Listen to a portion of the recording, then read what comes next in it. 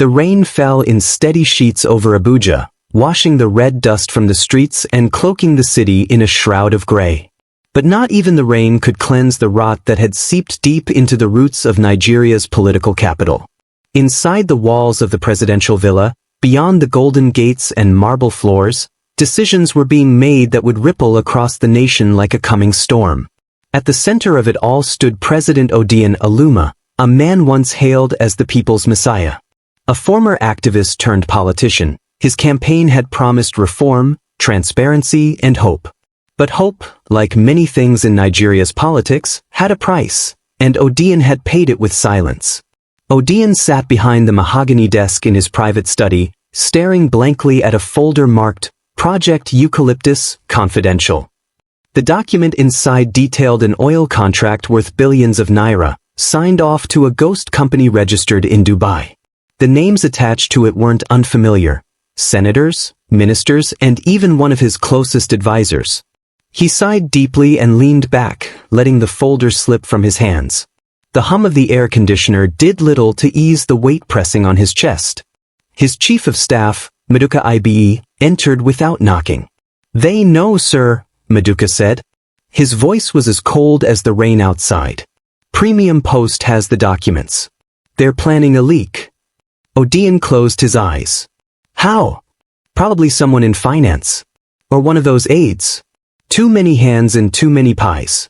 The paper says they'll release the first batch next Monday." Odion didn't respond. His silence wasn't agreement, nor was it ignorance, it was fear. Not for himself, but for the illusion of control he had spent the last 3 years building. "We can stop them," Maduka continued. "I know a few people. A fire at their office, or a bribe. How much does truth cost these days? 10 million? 20? Odion's eyes snapped open. "And when they print it online? Or send it to BBC? Or CNN? That won't solve anything." Maduka's lips curled into a bitter smile. "Then what, sir?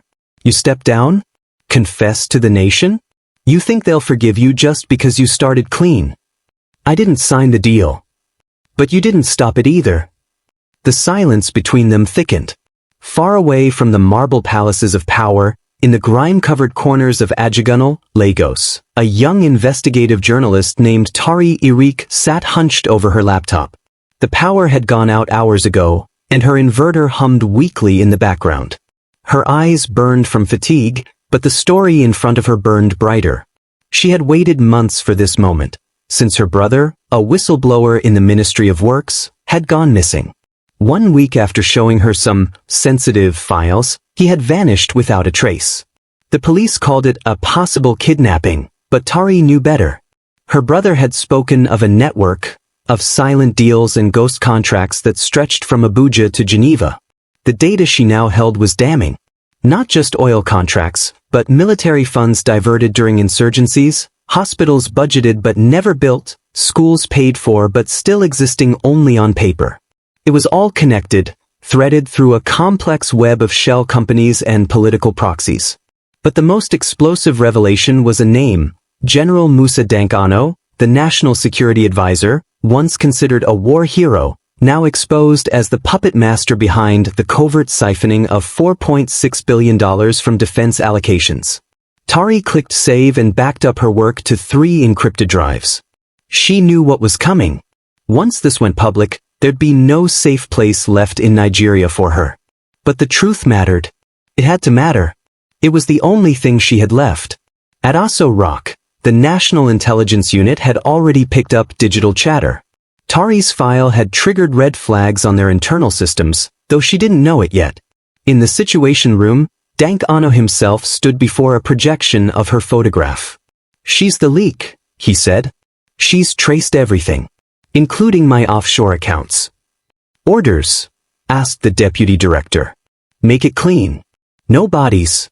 No scandal. If we find the file, we bury it. If we don't, then we burn everything she ever touched." He turned and left the room, his steps echoing in the hallway. Power wasn't maintained by politics, he believed. It was maintained by fear, and he had mastered it. Meanwhile, the National Assembly was in chaos. A motion had been raised to investigate the sudden drop in foreign reserves, and a select few senators were pushing back hard. Senator Ajoke Bambos, a firebrand from Ondo, stood alone in the legislative chamber, her voice ringing with passion. We have traded our children's future for foreign condos. Our roads are death traps. Our hospitals are morgues with nurses. Our students write exams under trees, and we sit here sipping tea and asking for more allowances. Some senators clapped. Most did not. Outside, the streets simmered with unrest.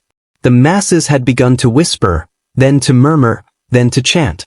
Rumors flew like bullets. The president was compromised, the NSA was a traitor, and the country was on the brink.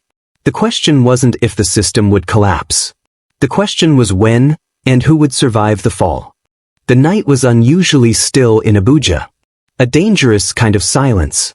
The kind that crept in before a storm, the kind that meant something was about to break. Inside a rundown cybercafé off Jabi Road, Tari Ereke sat nervously, her eyes glued to the progress bar of her encrypted upload.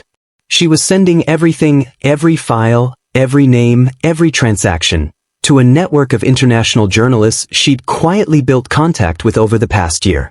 She wasn't alone in the cafe. She could feel eyes on her, the man behind the counter with the dry cough, the woman pretending to type on a broken keyboard, the two men sipping soda in the far back corner. She knew she was being watched. But she had no other option. This was her last card, and once played, there would be no retreat.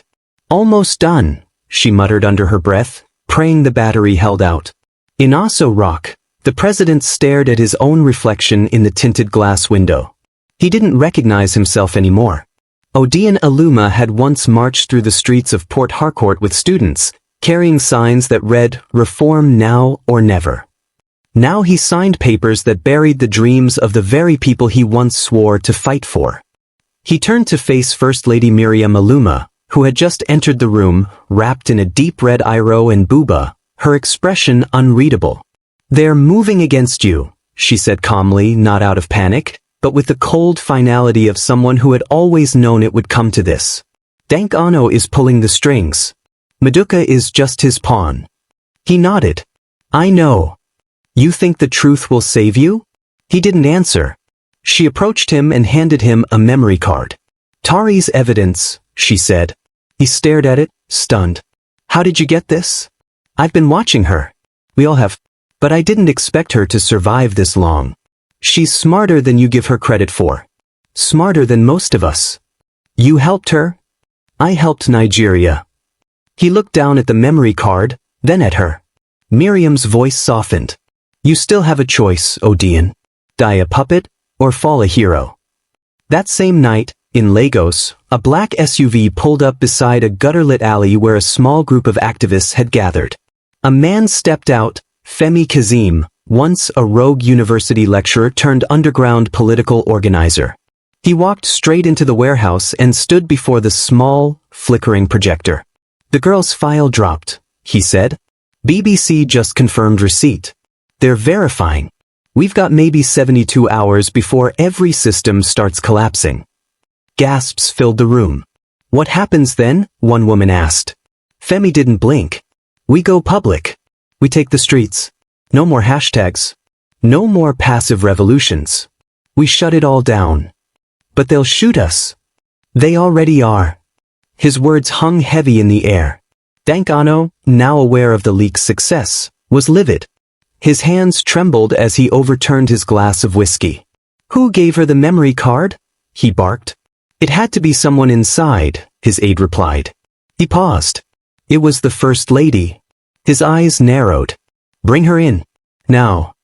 But the First Lady was already gone. 3 days later, Nigeria woke to chaos. BBC Africa, Al Jazeera, and even the New York Times ran front-page exposés. Nigeria's $10 billion black hole. Inside Aso Rock's secret empire.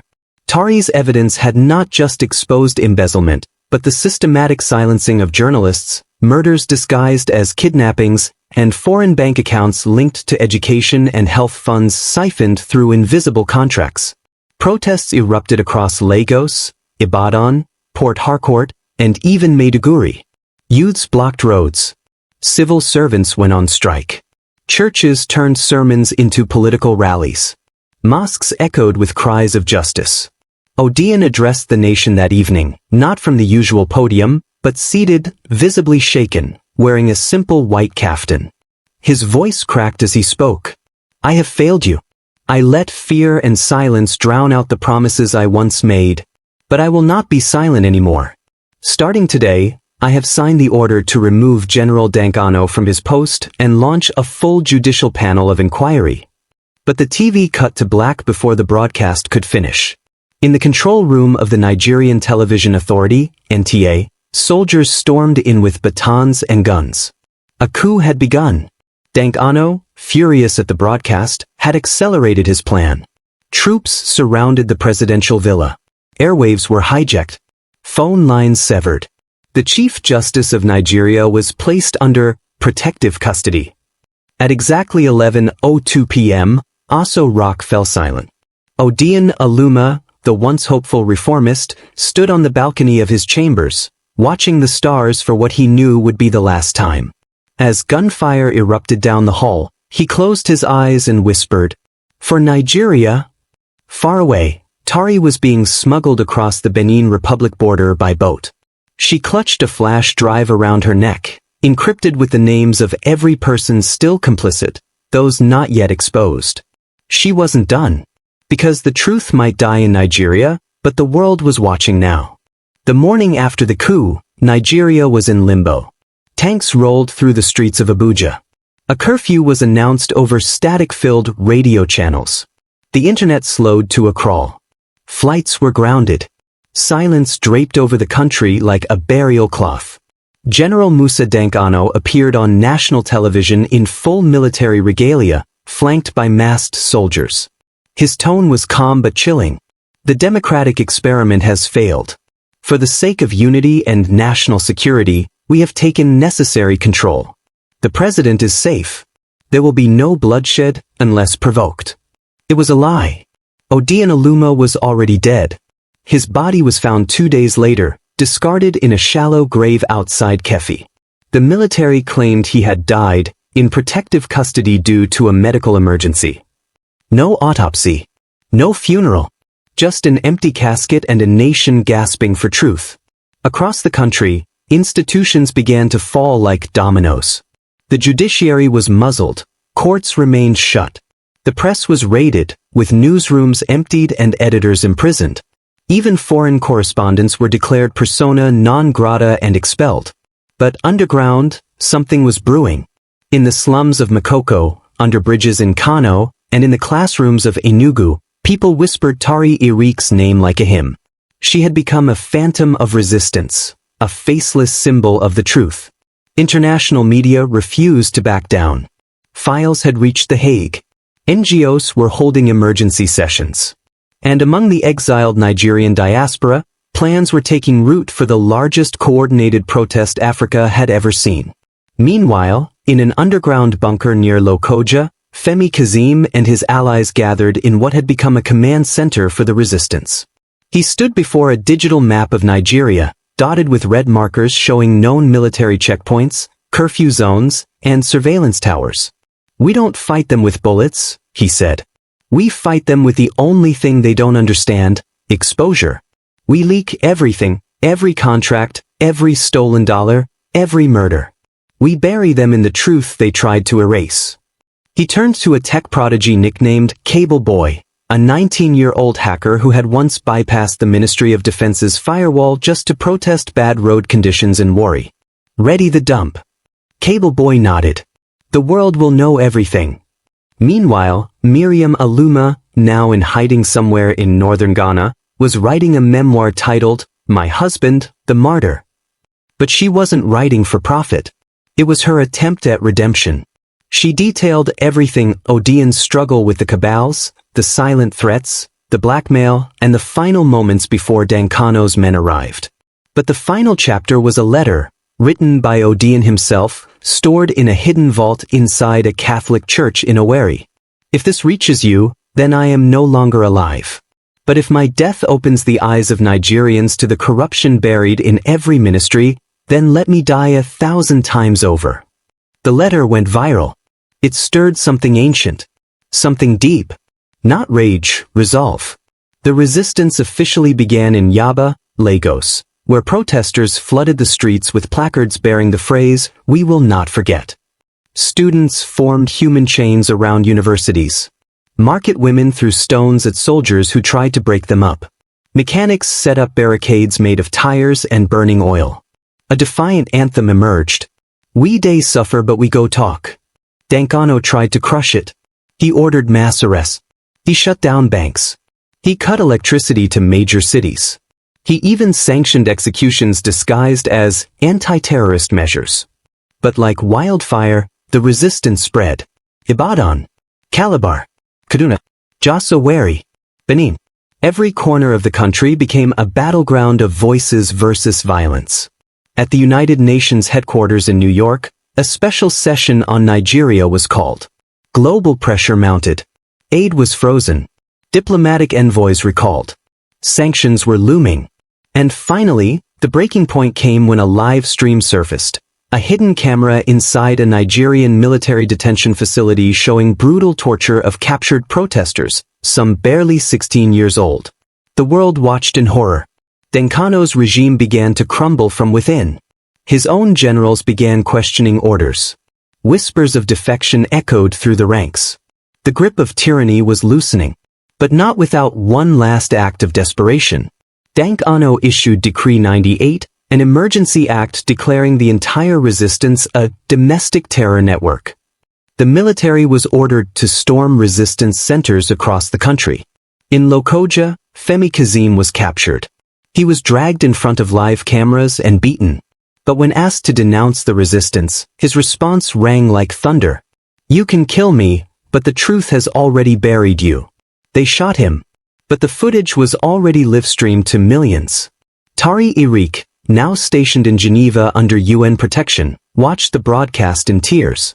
She picked up her pen and wrote the last lines of her exposé. They silenced the voices, but not the echoes.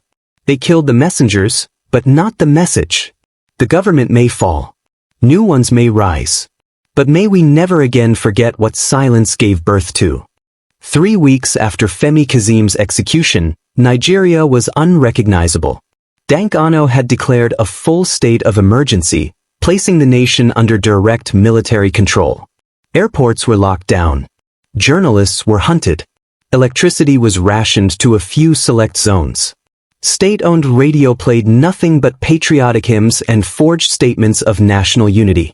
But outside the smokescreen, the world kept watching, and so did the people. In Kano, a group of female traders carried printed images of Femi's final words. In Enugu, university students painted murals of Tari on broken walls.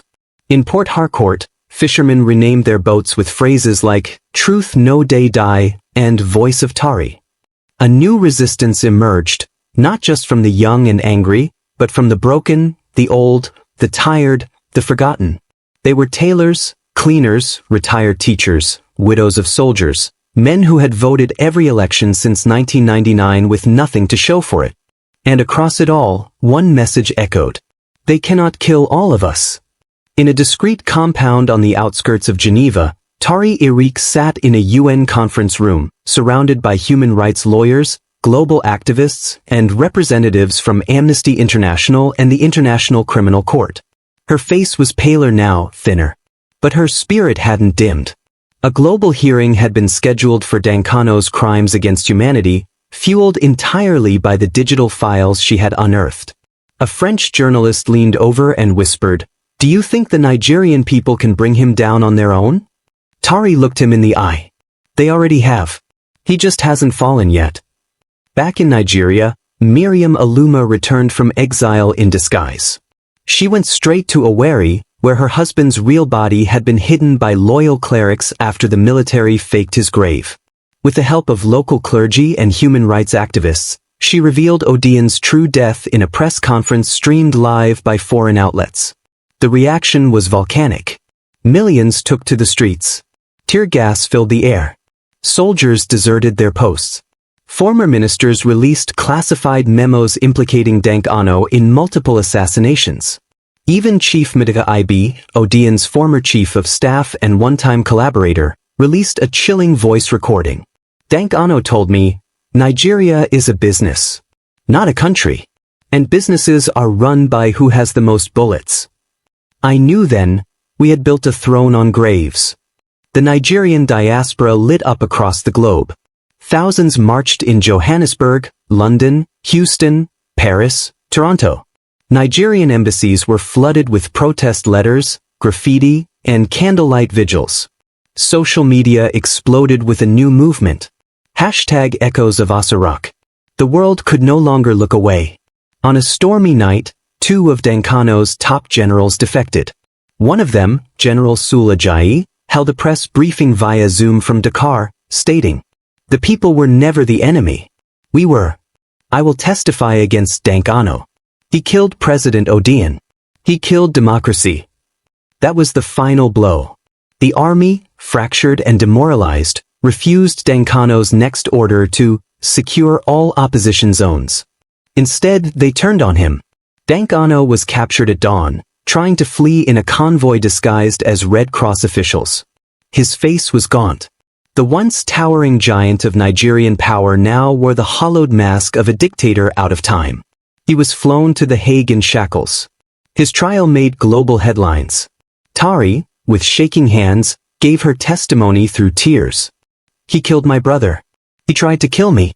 But more than that, he murdered the hope of millions.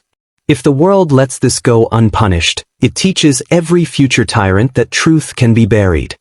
The tribunal sentenced him to life imprisonment for crimes against humanity. In Nigeria, a transitional government was established.